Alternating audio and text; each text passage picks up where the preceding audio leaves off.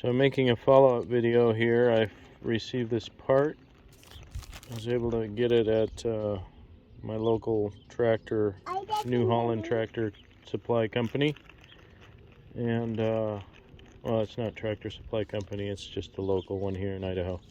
Anyway, this is the water and fuel sensor replacement, and I'm going to change it out and see, hopefully the error message goes away.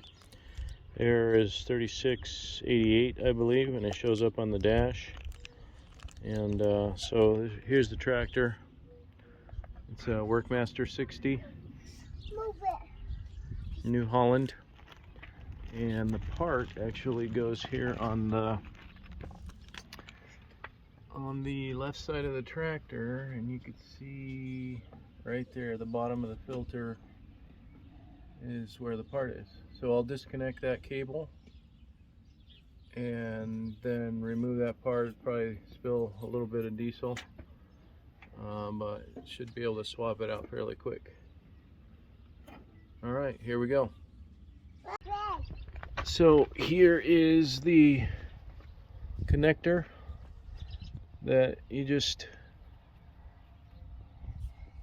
squeeze this to release it, and it hooks up to the bottom of the water and fuel sensor right there. So I'm going to unscrew it and then just put the other one on.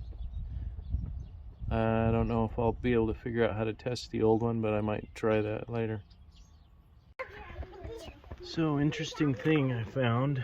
I saw a few of these little, look like seeds, and I thought, oh, that's strange. And then after I pulled out the filter, I found these also in the top of the filter, so I don't know if that's going to affect anything. Kind of hard to focus here.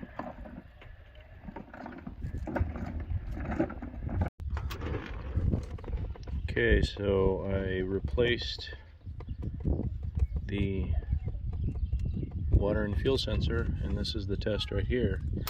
Push in the clutch and turn the key, and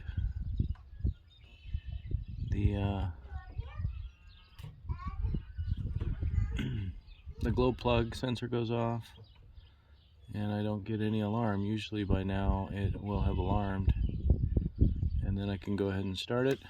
And